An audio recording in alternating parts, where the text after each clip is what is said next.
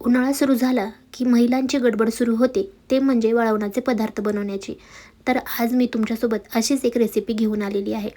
या ठिकाणी आपण उन्हामध्ये जास्त वेळ न बसता आणि गरमीमध्ये घाम न गाळवता एकदम फॅनच्या वाऱ्याखाली बसून तुम्ही अगदी हे वाळवणाचा पदार्थ बनवू शकता आणि वर्षभर साठवून याच्या मनमुराद आनंद घेऊ शकता.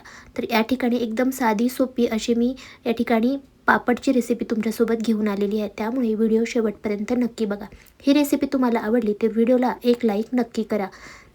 सोबतच स्वाद आपल्या मराठी चॅनलवरती नवीन असाल तर चॅनलला देखील सबस्क्राईब करा. आता आपल्याला उपवासाचे साबुदाणा पापड बनवायचे आहेत. त्यासाठी 1 वाटी आपण साबुदाणा गॅसवरती भाजून घेऊयात. एक 5 ते 6 मिनटं आपल्याला हा साबुदाणा एकसारखा असा हलवत छान असा भाजून घ्यायचा आहे, जोपर्यंत याचा रंग बदलत नाही आणि साबुदाणा चांगला असा कडक होत नाही. साबुदाणा भाजून घेतल्यामुळे आपण याला मिक्सरमध्ये जेव्हा वाटू तेव्हा त्याची चांगली अशी बारीक पावडर तयार होते. शिवाय पापड बनवायला देखील सोपे जाते. तर एक 5 ते 6 मिनिटानंतर बघू शकता साबुदाण्याचा हलकासा रंग बदललेला आहे. याला थंड करून घेऊया एका ताटामध्ये. तोपर्यंत दुसऱ्या बाजूला आपण अर्धा किलो बटाटे उकडून घेतले होते, ते देखील या ठिकाणी उकडलेले आहेत. याला आता एका प्लेटमध्ये काढून घेऊयात. साबुदाणा थंड झाल्यानंतर आपण याला मिक्सरमध्ये वाटून घ्यायचं आहे. साबुदाण्याची जेवढी बारीक पावडर बनवता येईल तेवढी बारीक पावडर आपल्याला याची बनवून घ्यायची आहे. त्यानंतर एका चाळणीवरती आपण याला काढून घेऊया आणि व्यवस्थित याला चाळून घेऊया, जेणेकरून काही कडक जर साबुदाणा राहिला असेल तर तो बाजूला होईल. साबुदाणा एकदम बारीक पिठीसारखा आपल्याला हवा आहे. तर या ठिकाणी साबुदाणा आपला वाटून तयार झाल्यानंतर आता जे बटाटे आपण उकडून घेतले होते त्याच्यावरची साल काढायची आणि त्याला या पद्धतीने खिसणीने किंवा मॅशरने मॅश करून घ्यायचं आहे. त्यानंतर यावरती टाकूया हिरवी मिरचीचा ठेचा आणि थोडेसं लाल मिरची पावडर किंवा चिली फ्लेक्स. चवीनुसार यामध्ये टाकूयात आपण सेंधव मीठ, कारण हे उपवासाचे पापड आहेत त्यामुळे आपण इथं सेंधव मीठ वापरलेलं आहे. त्यानंतर आपण जे साबुदाण्याची पावडर बनवून घेतली होती त्याला सगळी आपल्याला यामध्ये मिक्स करून घ्यायची आहे. मिक्स करून घेताना हाताला जर खूप चिटकत असेल मिश्रण, तर तुम्ही या ठिकाणी थोडासा पाण्याचा हात किंवा तेलाचा हात लावून घेऊ शकता. यामध्ये मी थोडेसे जिरे देखील टाकलेले आहेत. जर तुम्ही उपवासाला जिरे खात नसाल तर ते देखील नाही टाकले तरी चालतील.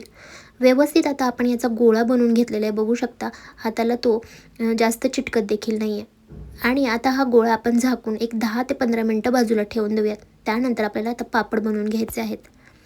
15 मिनटानंतर मी थोडासा तेलाचा हात घेतलेला आहे आणि आता इथं पापड बनवून घेऊयात. पिठाचा थोडासा गोळा काढून घ्यायचा, हातावरती या पद्धतीने गोल करून घ्यायचा आणि एखाद्या पॉलिथिनवरती आता व्हिडिओमध्ये मी जसं दाखवत आहे त्या पद्धतीने आपण पापड लाटून घेऊयात.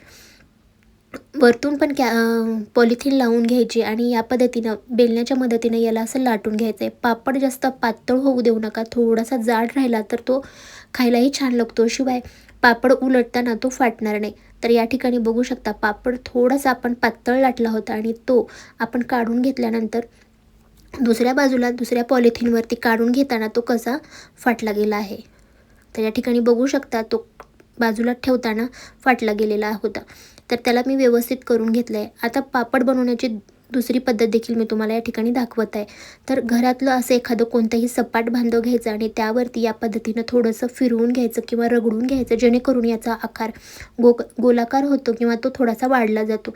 त्यानंतर हवं तर तुम्ही बेलण्याने देखील याचा आकार थोडासा मोठा करून घेऊ शकता. तर आता मी तुम्हाला दुसरी पद्धत दाखवली की पापड हा कसा मोठा करायचा किंवा याला कसं आपल्या पॉलिथीपासून वेगळं करायचं. तर या पद्धतीने अलगद असा पापड वेगळा होतो आणि एकदम छान असे आपले पापड बनत आहेत. आता तिसरी पद्धत मी तुम्हाला दाखवते की पापड या पद्धतीने लाटून घ्यायचं आणि एकसारखे गोल व्हावेत, एकसारखे व्हावेत यासाठी अशा एखाद्या कटोरीने किंवा वाटीने किंवा एखाद्या घरातल्या प्लेटने याला या पद्धतीने असं गोलाकार शेप द्यायचा, जेणेकरून सगळे पापड एकसारखे होतात, शिवाय ते दिसायलाही मस्त दिसतात.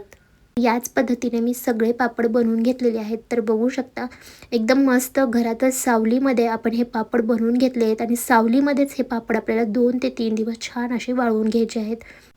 उन्हाळी जरी पदार्थ असला तर उन्हामध्ये न तापता घाम न गाळता आपण या ठिकाणी अगदी सावलीमध्ये मस्त असे हे पापड बनवून घेतलेले आहेत. 2 दिवस मी याला छान असं सावलीमध्ये फॅनच्या वाऱ्याला सुकवून घेतल्यानंतर 1 दिवस अगदी याला असं उन्हामध्ये ठेवलेलं आहे. तर बघू शकता हलकंसं खिडकीतून ऊन येत आहे, त्याच उन्हामध्ये मी याला ठेवलेलं आहे. तर एक दिवस देखील आपण याला असंच ठेवूया, कारण हे वर्षभर आपल्याला पापड ठेवायचे आहेत, जेणेकरून उन्हामध्ये ठेवल्यामुळे याला बुरशी येणार नाही आणि पापड जास्त दिवस टिकतो. आता हा पापड मी तुम्हाला तळून दाखवते. तर बघा, एकदम मस्त झटपट असा हा तळला देखील जातो. शिवाय जास्त तेलही धरत नाही आणि चवीला देखील एकदम मस्त लागतो. तर उपवासाचे हे साबुदाण्यात आणि बटाट्याचे पापड एकदम मस्त सोप्या पद्धतीने मी तुम्हाला करून दाखवलेले आहेत. रेसिपी आवडली तर एक लाईक नक्की करा.